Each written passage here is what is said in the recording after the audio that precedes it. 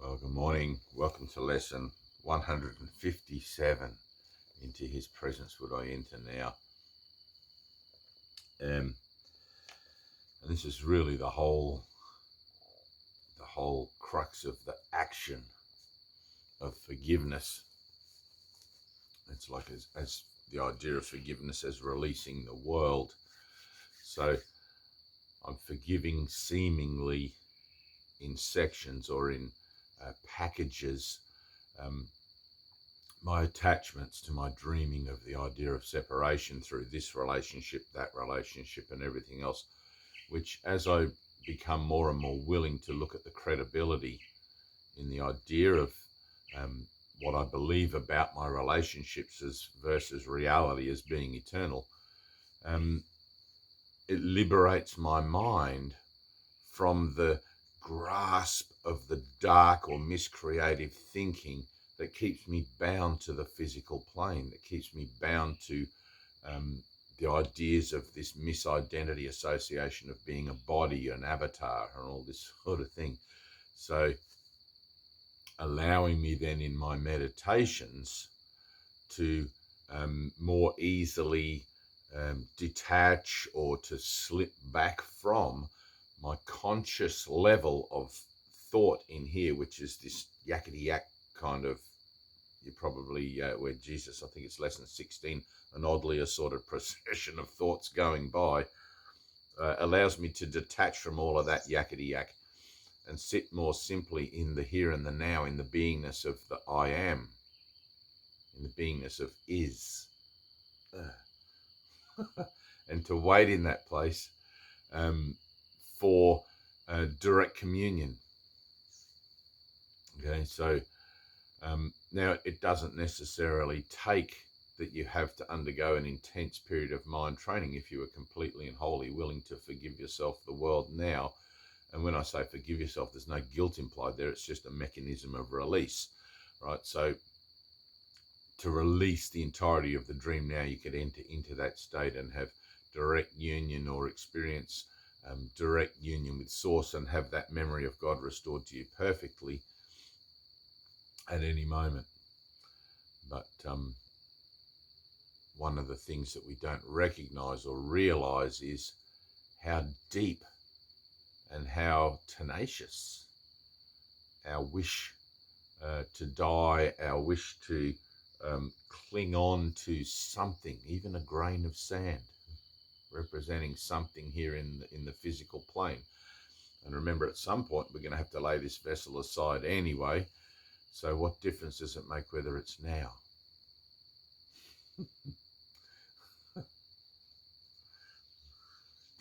Just stating the obvious. So anyway, let's get on with this lesson. Into his presence would I enter now. We're about salvation here. We're not about anything to do with anything out in the world. It includes what's out in the world, like it's an all-inclusive, altruistic teaching.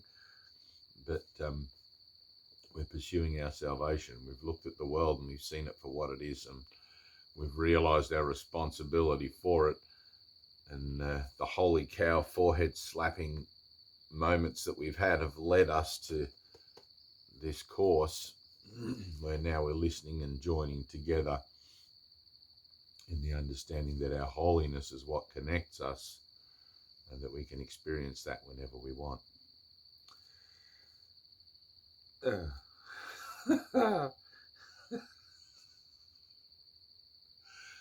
Yes, thank you.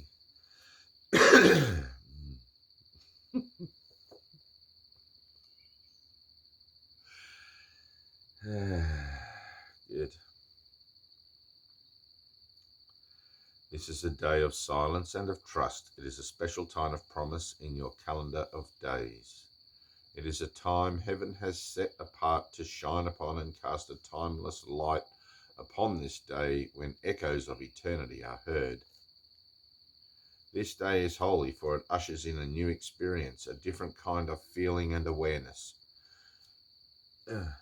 You have spent long days and nights in celebrating death. Today you learn to feel the joy of life. This is another crucial turning point in the curriculum. We add a new dimension now, a fresh experience that sheds a light on all that we have learned already and prepares us for what we have yet to learn. It brings us to the door where learning ceases, and we catch a glimpse of what lies past the highest reaches it can possibly attain. It leaves us there an instant, and we go beyond it, sure of our direction and our only goal. Today it will be given you to feel a touch of heaven. Though you will return to paths of learning, yet you have come far enough along the way to alter time sufficiently to rise above its laws and walk into eternity a while.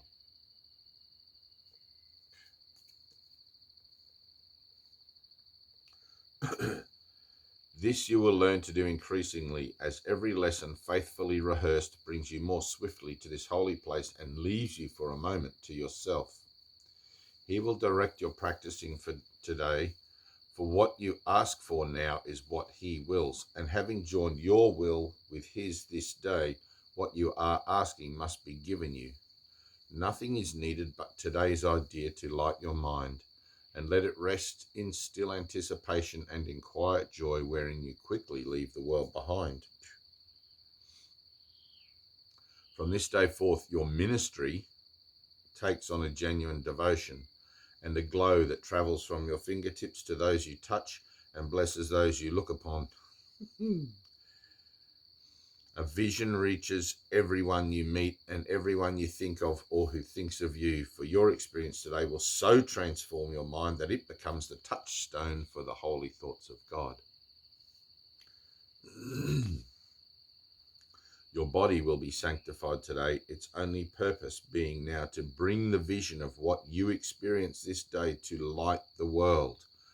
We cannot give experience like this directly, yet it leaves a vision in our eyes which we can offer everyone, that he may come the sooner to the same experience in which the world is quietly forgot and heaven is remembered for a while.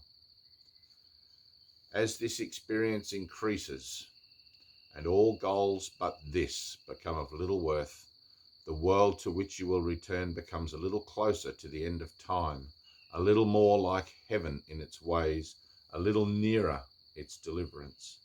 And you who bring it light will come to see the light more sure, the vision more distinct.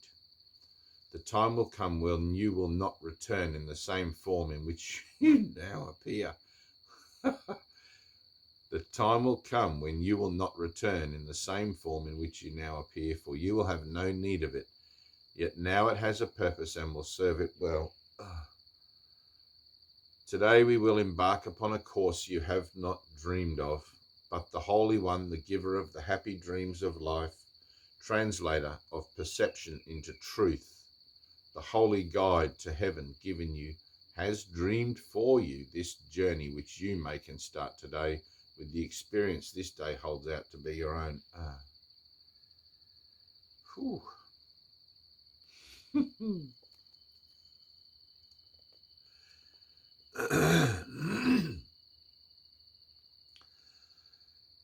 Into Christ's presence will we enter now, serenely unaware of everything except his shining face and perfect love. The vision of his face will stay with you, but there will be an instant which transcends all vision, even this, the holiest. This you will never teach, for you attained it not through learning. Yet the vision speaks of your remembrance of what you knew that instant and will surely know again. That lesson's all about experience. The vision of Christ, going beyond the vision of Christ to the union in oneness, in holiness with the divine.